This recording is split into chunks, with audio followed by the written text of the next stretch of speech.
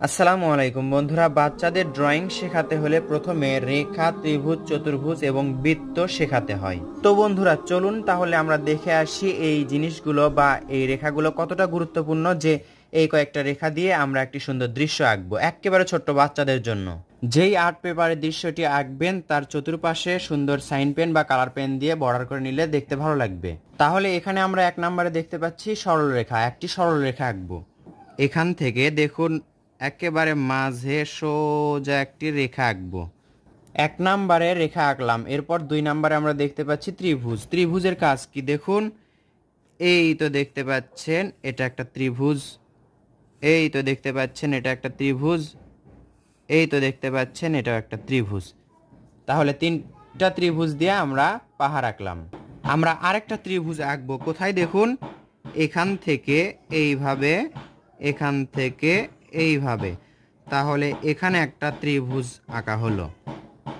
তাহলে এখানে 1 নম্বরে সরলরেখার কাজ শেষ, 2 নম্বরে ত্রিভুজের কাজ শেষ, 3 নম্বরে আছে চতুর্ভুজ। দেখুন চতুর্ভুজ দিয়ে আমরা কি আঁকি, এই ত্রিভুজের নিচে এইভাবে সোজা করে একটা দাগ দিলাম, এভাবে একটা দাগ দিলাম এবং সোজা করে আরেকটা দাগ দিলাম। তাহলে ত্রিভুজের নিচে দেখুন এটা একটা চতুর্ভুজ। নিচে আমরা আরেকটি চতুর্ভুজ আঁকবো। 4টা মাথা হলেই চতুর্ভুজ হয়। দেখুন এটাও কিন্তু চতুর্ভুজ, যা আমরা সরল রেখা দিয়েই করলাম। তাহলে এখানে একটা ত্রিভুজ, চতুর্ভুজ দিয়ে হলো ঘর, ঘরের মাঝে একটা দরজা আঁকবো। এই দরজাটাও কিন্তু চতুর্ভুজের কাজ। দেখুন দরজার পাশে 2টা জানালা আঁকবো, জানালাটা কিন্তু চতুর্ভুজ। দেখুন ত্রিভুজ, চতুর্ভুজ এবং বৃত্ত এবং সরলরেখা দিয়ে আমরা দৃশ্য আঁকা শেষ করব। এখন আমরা বৃত্তের কাজ করব। বৃত্তের কাজ কোথায় করব দেখুন, এই তো দেখতে পাচ্ছেন ওপরে আকাশে আমরা একটি বৃত্ত আঁকবো। এই বৃত্ত দ্বারা আপনারা বুঝতেই পাচ্ছেন এটা কি, এটা সূর্য। ত্রিভুজ, চতুর্ভুজ এবং বৃত্ত সহ একটি সরলরেখার কাজ শেষ। এখন আমরা কি করব, আবার সরলরেখা দেখুন এইভাবে টানলাম, এইভাবে এদিকে টানলাম, এদিকে টানলাম, আবার এদিকে, আবার এদিকে। এটা কি হলো, এটা আবার সরলরেখা হয়ে গেল।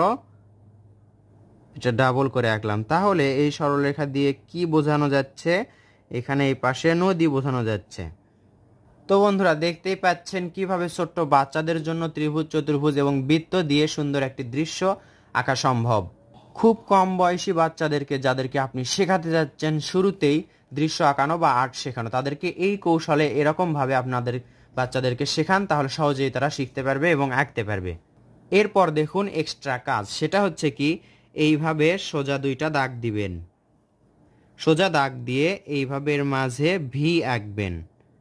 ভি আঁকার পর এই দিকে 2টা তুলে দিবেন। এখানে আমরা এইভাবে 2 দিকে 2টা দিয়ে এটার সাথে এটা লাগাই দিব। এটা আমরা কি আঁকবো, গাছ। এরপর দেখাচ্ছি আপনাদেরকে, এইভাবে গোল করে আঁকবেন, এটার সাথে এটা লাগাই দিবেন। তো বন্ধুরা এখানে কি বোঝানো যাচ্ছে, আমি বলেছিলাম ত্রিভুজ, চতুর্ভুজ এবং বৃত্ত দিয়ে আঁকবো, কিন্তু এটা অন্যরকম লাগছে। আপনাদের ভাবতে হবে এটাই হচ্ছে বৃত্ত। এই গাছের পাতার যে শেপটা আছে দেখতে পাচ্ছেন, এটাই হচ্ছে বৃত্ত। আর এই সোজা যেটা দাগ দেখতে পাচ্ছেন, এটা হচ্ছে চতুর্ভুজের আকৃতি।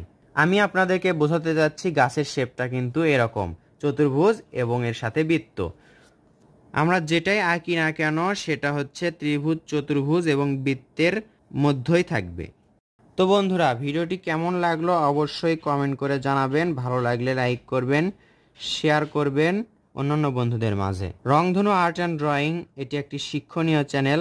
আশা করছি এই চ্যানেলের ভিডিওগুলো আপনি দেখবেন এবং বাচ্চাদেরকে দেখাবেন নতুন নতুন ড্রয়িং শেখার জন্য। প্রথমে ড্রয়িং করতে হবে, এরপর রং করার প্রতি মনোযোগ দিতে হবে। আমি বলেছি প্রথমে বাচ্চাদেরকে বেশি বেশি ড্রয়িং করাতে হবে, রংকে আগে প্রাধান্য দেওয়া উচিত নয়। আগে ড্রয়িংটা ভালোভাবে শিখে গেলে তারপর রং করাতে শেখাতে হবে। ভিডিওটি কেমন লাগলো কমেন্ট করে জানাবেন। ধন্যবাদ সবাইকে। আসসালামু আলাইকুম।